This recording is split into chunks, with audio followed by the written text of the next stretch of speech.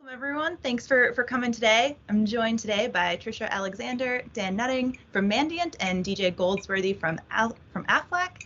We're going to have a conversation about the opportunity space in deception and sort of how these different organizations look at deception. So before we dive in, let's do some introductions.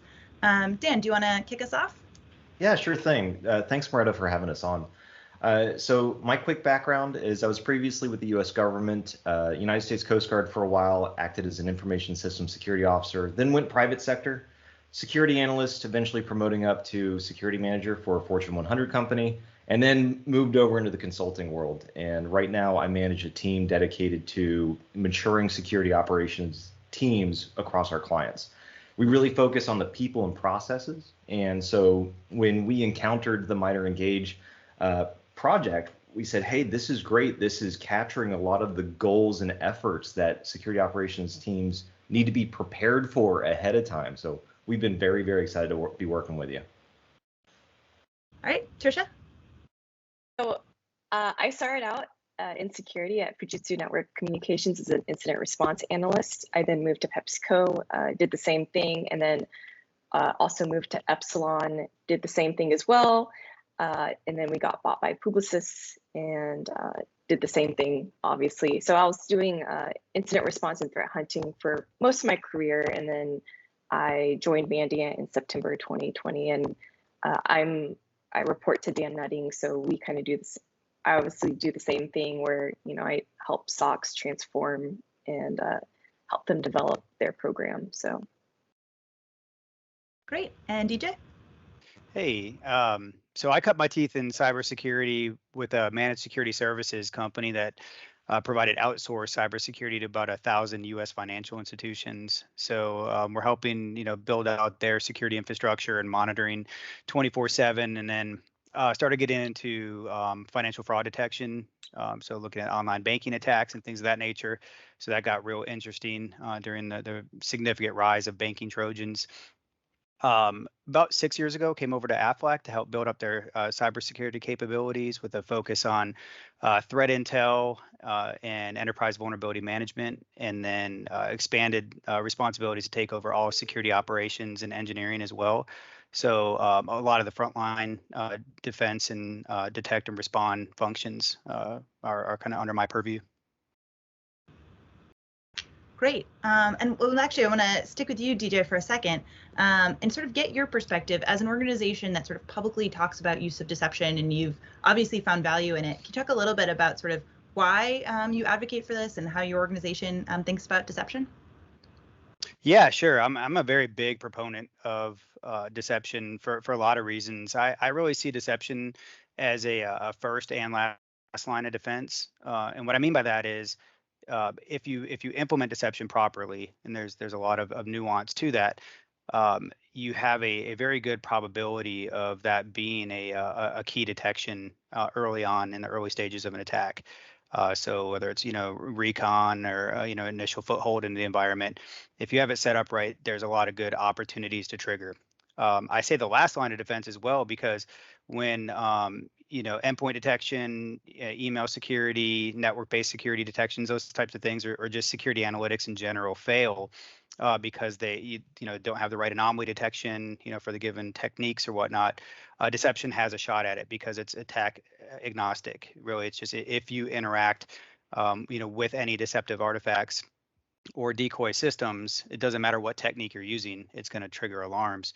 So I like that aspect of it, that it doesn't have to know anything about the attack, though it does gather information if something is going on. I really think of deception kind of for those who think of it as sort of an obscure thing, and maybe those who would just call it like a honeypot, that's really in my mind not what it is if it's implemented well. I try to use the analogy that my goal is to turn our environment into like a game of Minesweeper, for probably dating myself there, but the old game where you click the boxes, and if you happen to click the wrong box, it's a bomb, you're done.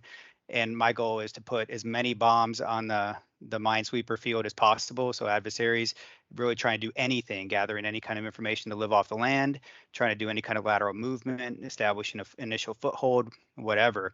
we have mines all over the place to alert us to their presence. So I feel like that helps, tip that balance of, ability to detect back in our favor. And so I generally encourage companies to explore it and see if it's a fit. I love that analogy, DJ. So often organizations look for a one-stop shop solution instead of trying to get everything as a holistic minefield.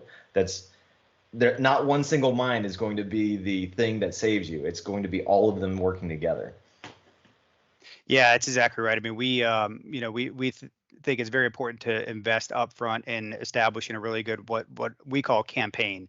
A deceptive campaign, which is really a holistic approach. It's your decoy systems, the deceptive artifacts that you want to put on your endpoints. If you want to get into things like file shares, how well you're building your images to replicate production, the accounts that you're using, if they mimic production accounts, and all that sort of thing. The more you plan that up front and the more holistic of an approach you take, the better efficacy. And I can tell you our red team, they definitely, when they're doing, especially when they're doing anything internal, they're bumping over it quite a bit. I think that's really interesting that you mentioned that kind of campaign mentality when you think about this. One of the things that at MITRE we talk about all the time is sort of that planning process. So do you mind, can you elaborate a little bit more on sort of how do you think about that? And that's different, right, than other security tools. It's not just fire and forget. Suddenly there's sort of planning and sort of work that has to go in up front and sort of throughout that process. Can you talk a little more about that?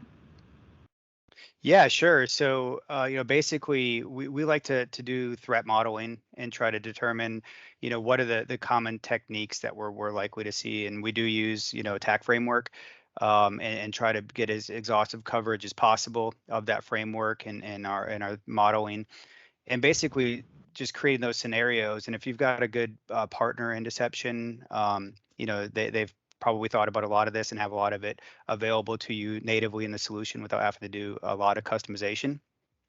But you're taking those models, lateral movement type of models, persistence models, exploit type of activities, data exfil, exfiltration type of activities, and just trying to map out like what would that look like, and how do we steer that traffic to our deceptive artifacts or our decoy systems. And so, basically, after you do all that modeling, you come up with a baseline framework of machines, what level of saturation you want to have of decoys. You really want them as pervasive in your environment as possible. And some of the technologies let you do something as easy as say, take up every DHCP lease and give it to a decoy, and then if a production machine needs it, give it back. And now every IP address on your subnets are used and could be a decoy. So even like slow and low reconnaissance is going to trigger. So that's what I mean by that those campaigns, is you're thinking through those like scenarios, like, well, what if somebody just does like a slow and low scan of just a couple ports protocols? You need to be able to pick that up. How do you do that? And the answer for that is heavy saturation. And so we would go through all those different types of models and then build that campaign. And then the campaign is basically your deployment architecture. And then you basically look at pushing that out throughout all of your environments and to get as much coverage as you can get. Follow-up question for DJ here. When you do those threat models, do you do that during a tabletop exercise, or is it just a bunch of people around in a conference room kind of thinking things out? What does that look like? Yeah, so we do for both correlation rule creation and advising our different technology deployments, whether it's deception or anything else. We do have get our threat intel team, get our security operations team in rooms, virtual rooms, and just start going through things. Oftentimes, our threat intel team will look at recent breaches and say, what was the technique used there? Take that technique, play it back virtually through a desktop type of exercise, tabletop type exercise, and say, how are we positioned for that? Where would we, be able to hit that in the kill chain, to be able to detect early or prevent altogether. And so we do that quite a bit. We also do use the Mandiant security validation tool. So we're throwing a lot of tests at the environment in automated fashion as well, which that also is good information to use to advise your like deception deployments, because you can see like, well, if we don't have coverage here, very well, like if endpoint struggles to pick this up, or if our network detection struggle to pick this up, how could deception become a compensating layer for that? And so we use all those different types of tools in modeling. That ends up being a really good example. I was just having a conversation with one of my consultants yesterday. How do you build a detection around an internal reconnaissance when it's network based? And by having that saturation like you described, that gives you that means to solicit that adversary behavior to engineer that detection. That's very cool. Yeah. I mean, it's I've seen where deception is not as effective when people put like a decoy in an environment and hope that they're just, an adversary is going to sweep the whole environment or something like that. Or they don't have visibility into different VLANs. And so you have segments where deception's blind. If you get that saturation, that's a very good way to boost it. And then on the endpoints, you want to have a lot of deceptive artifacts there too that drive the adversary to a decoy. So even if you didn't have that full saturation, how do I get them to go to a decoy to let me know that this is a bad person in the system? And that's things like injecting fake credentials into LSAS, fake file shares, fake FTP sessions, fake SSH sessions in RDP. And if they decide, hey, we're going to live off the land and just try to use this stored RDP connection, hey, it already has credentials in it. Let's just pop that and see where that takes me. Well, it's right to our decoy, right? So they'll never know what's real and what's not. And if you build those campaigns well, the red team won't either. It's important to have them involved just to make sure. Moretta, I know we might be jumping ahead, but DJ said something really interesting there. So as the example, injecting fake credentials into LSAS, that's a really good example of making the fake credential look realistic instead of just sitting in AD for it to be found and have it be called super admin, and your admin account is actually called not admin, which I've seen, right? But having it be something that the adversary would find in the process of their own reconnaissance. Oftentimes defenders, we're so focused on trying to fix our documentation because our documentation is always lagging. So our sense of truth is always lagging, whereas adversaries are used to finding truth right now. And if we can start to taint that truth intentionally, that does that solicitation in order to move them in different directions. So I really wanted to highlight that example. It can't just sit somewhere. It needs to actually be out for the adversary to find naturally. Yeah, I mean, and the more you can do that, and make it look natural, the better. I mean, I encourage when we're partnering with other companies who just like share your experience. We want to build out a program as well. I say like get with HR and your AD admin team and IT and a couple select people and actually create full employee accounts just with fake information and keep that close to the vest. Only a limited number of people who are allowed to know that. And then you can't discern these accounts because, yes, to Dan's point, I've seen the poor man's version of deception where it's like, hey, we're going to put some fake accounts out in AD, and if they ever get used, that's going to alert. And it's like that's a pretty low percentage technique at deception. You need to be more sophisticated than that. Totally. I think this is great. I actually want to kind of keep going down this path around sort of kind of tangible and concrete recommendations that you have for teams. So I know Dan and Trisha, you guys are all the time meeting with different teams and sort of at varying levels of maturities and figuring out sort of where they're going to fall in this kind of space. What kind of recommendations and things like that do you give to teams when you're meeting with them, and sort of how do you help them start thinking in this space? So I'll kick off, and Trisha, you can back me up if you think I've missed anything. First off, it's the same answer all the time. A lot of organizations want to jump into the new hotness. Well, make sure you've got your basics down. Like really, really focus on getting baseline configurations, effective security, effective alerting. If your SOC is already overwhelmed by alerts and they're dealing with alert fatigue, adding more of that on top of that workload is going to produce negative returns rather than positive returns. Something a DJ said, correlation, actually correlating behavior together. So you're not dealing with a single alert, but you're allowing a story to take place. If you pursue that type of approach, now deception alerts start to have a natural way to add to that attacker story so that your investigators can figure out what's going on. So one of the first things that I would approach with deception is don't necessarily make the alerts coming out of your deception technology obligated investigations unless there is other alerts to go with. I think that's going to be the easiest way for most organizations to be able to consume this new data source. Otherwise, if you're like 95% of the orgs that I've worked with, your analysts are going to be angry at you. They're going to be frustrated that they have yet another queue to deal with, and that's not going to help them analyze. And then the other thing is look at creating real stories of the users from beginning to end. One specific instance, and it was actually by accident that this happened, but we've all seen those wire fraud attacks where somebody is impersonating the CEO. They've made their email look like the CEO's email, but they're actually coming from Gmail or Yandex or something. So the organization I was working with received a wire fraud. The person thought they were impersonating the CEO, but they used the wrong name. And the finance department is like, obviously this is a bad thing, but where did this come from? Come to find out, the name was actually an employee of the organization, but as a joke, he put CEO in his LinkedIn profile.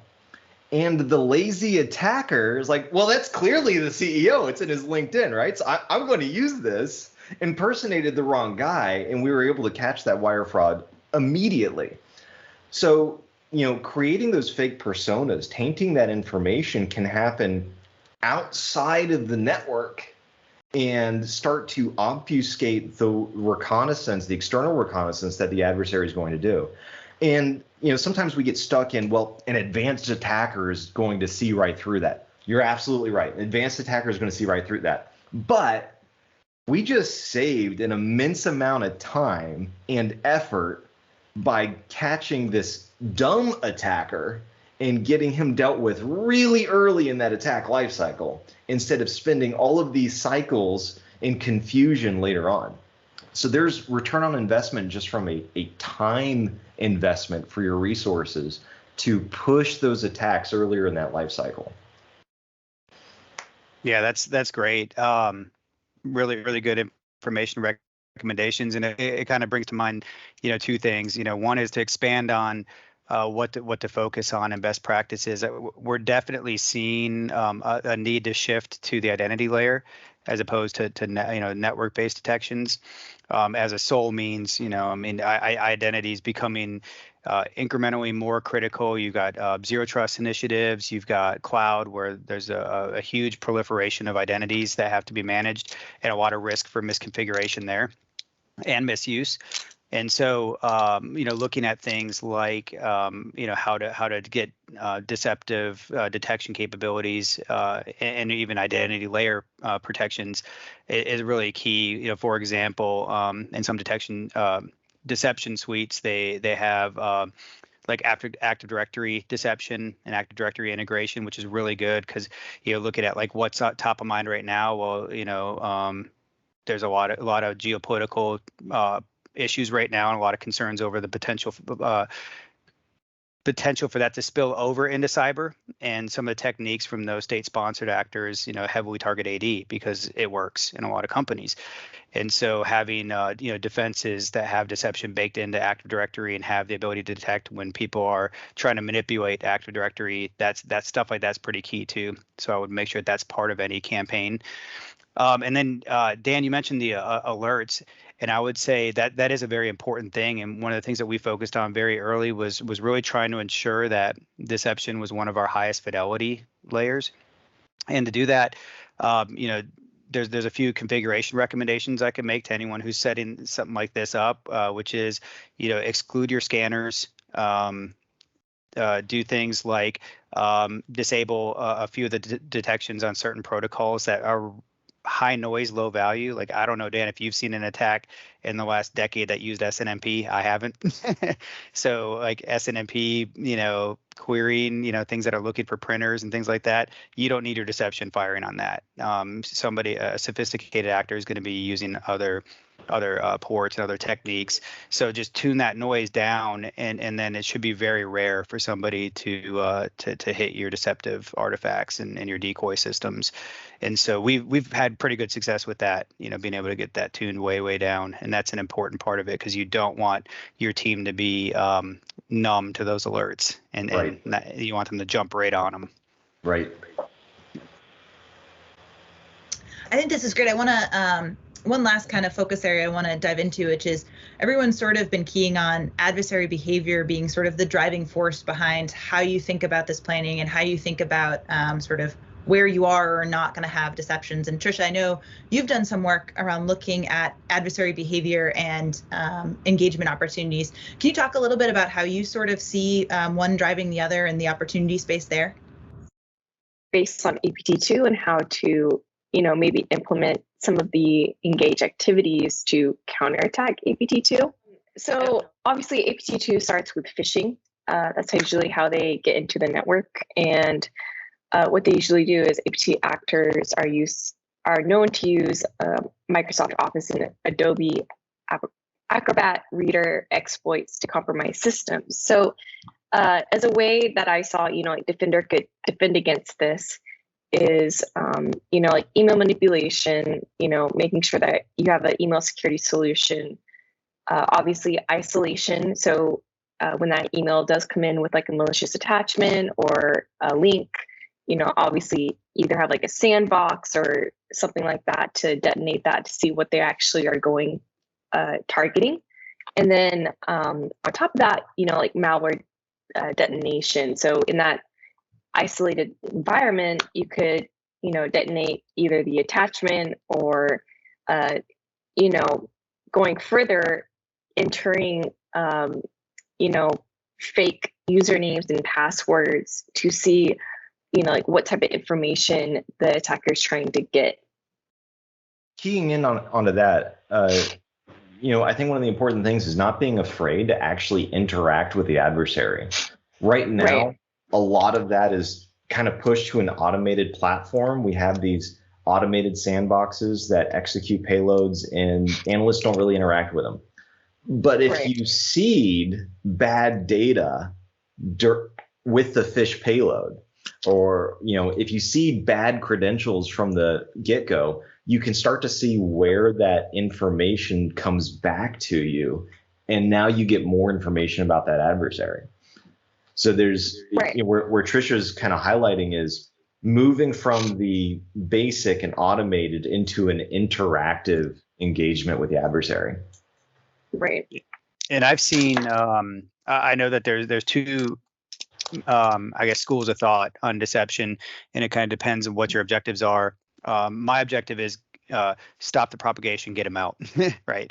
That's and that's not uncommon, but there are scenarios where that's not exactly what you want. I mean, you do want to contain, so you prevent any additional propagation of an attack and any potential action on objectives where they're going to get what they came for, but. You might want a high level of engagement to understand what types of techniques and tactics they're using, so that you can get a better understanding of how long have they, been targeting, what are they after, and use that information to advise future strategies, and to get high assurance that you have fully contained and fully eradicated, especially when you're looking at APTs. I know, people in critical infrastructure, they want high engagement from deception because they want to know who's targeting them, and how skilled are they, and what are their techniques that they're going to use. Are they, going after SCADA? What methods are they using, and that sort of thing. So it can be very useful to set up your campaigns to be high engagement. But we just hit the eject button. It's like, get it out as fast as possible. I think that's really interesting. And I think it was the Verizon Dibber that just came out this year. For those who aren't familiar, kind of gives an overview of different kind of state of security, and I think it was 180 days or something like that being the average dwell time for most adversaries before they're caught. And if you think about ICS, it tends to be years. It's a much longer campaigns, because going from the OT to IT, from IT to OT just takes a lot longer and is a lot more kind of complexity to it. Sometimes you need to maintain that engagement to figure out, where the heck do I eject from? And how can I be sure that when I hit eject, I really hit eject, and I don't have sort of lingering problems that now I've just cut off my visibility. If you had to give one piece of advice for an individual or an organization trying to get started in deception, what would that piece of advice be? Yeah, so I would say, definitely invest the time up front in your campaigns and think about how you can make, incremental gains. So don't try to boil the ocean, but really think about, where are we going to get the most bang for our buck, so that you can start booking success in terms of getting coverage, validate that coverage with your red teams if you're lucky enough to have a red team. If not, maybe some independent validation from outside assessors. But definitely get that foundational layer done first, and then iterate on that, and consider deception a journey as opposed to a one-time thing. I want to reiterate that the minefield approach. What I see so often is, especially middle management, senior management, they say, all right, we've got coverage here. This is good enough. We've seen organizations think that their deception will definitely catch the attacker, and thus they only pay attention to those alerts. They don't pay attention to holistically everything that they have at their disposal.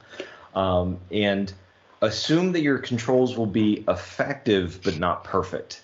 And that'll really help you kind of design this ecosystem, this whole minefield approach. I really love that, DJ. I'm stealing that. It's all yours. I think that's great. I think we talk about all the time of, deception is just one arrow in your quiver, and sort of thinking about that as sort of being part of the whole and not a solution in and of itself is great. So. And then Moretta, we had some quick bullet items that one of our red team members, sees deception not configured correctly, and that informs him that this is a deceptive tool. User accounts not actually being part of any group membership. The administrative user accounts not having corresponding normal user accounts. User accounts that aren't assigned to a workstation. So especially if the workstation nomenclature is named after the user and then there's no partnering item. The last logon time is the creation time. So this account or this endpoint has clearly never been used. Fake systems have weird creation timestamps, like the beginning of the Unix timestamp. And then systems not having the actual DNS hostname attributes being populated. So in the words of my red teamer, any attacker worth their salt is going to see these things and be clued in right away. So making sure that this looks legitimate, looks realistic, is really important for it to be effective. I think that's great. That's really kind of tangible things that people can think about. I'm going to throw out there sort of an interesting thing I was thinking about, which is if you have a system that is legitimate and for some reason you need it to look like a decoy, those are also some interesting opportunities to just bring ambiguity into your environment. I know Dr. Stan Barr, who's on Engage, always talks about how, on the machine that you can defend, it should be lean, it should be, it should look like a low-hanging fruit. On the machine that you're saying, oh no, if someone gets here, for whatever reason, I can't upgrade this, or this is the machine that I'm in a lot of trouble, let's make that one look like a decoy, and sort of, can you scare away the team that thinks it? So I wonder if there's some fun opportunities for reverse deception, but I think on regular pure deception, that's some great advice on ways to make sure that your deceptions are high fidelity. I don't think you need to start out big where you create like a fake account and, put fake information in it as a lure. like I said before, you can start out with small things. Let's say you are working in IR and you're planning a kickout event. Instead of, you don't want to inform the threat actors that you're planning that. So why not, have a fake, network, upgrade or plan, scheduled. And instead of actually doing that, that's actually the kickout plan. But by having it disguised as like a network maintenance update, I think this is a very easy way for companies that maybe not aren't as mature, as a way to kind of get their foot in the door and just start out small in these like deception activities. And I highly recommend that companies start out this way if they aren't at that position where they can create legitimate or looks legitimate accounts. Like Dan was saying, it was very obvious to the red team that these were fake accounts, or and so maybe by starting out small, a lot of smaller companies can utilize this at a smaller scale. It doesn't have to be too grand of a plan to create these fake accounts. You can do smaller things, and then when you do start to get mature, then you can maybe start looking into that. So that's just my 2 cents. I think that's fantastic. And I really liked that you talked about having a plan, right? I think at the end of the day, when you have that plan, when you identify your goals, suddenly you don't need the super subatomic honeypot that costs $1 million and, is on the blockchain. Yeah. You can start small and really drive towards progress and drive towards your goals. So absolutely fantastic. I want to say a huge thank you to all of you for participating today. I think this was a great conversation. I wish we could keep talking, but I know we're already over time. But I thank you all, and hopefully actually we'll get you all back on sort of longer conversations in the future, because love to keep this going. So thanks a lot. Great. Thank you so much. Yeah, really enjoyed it. Thank you. Thank you.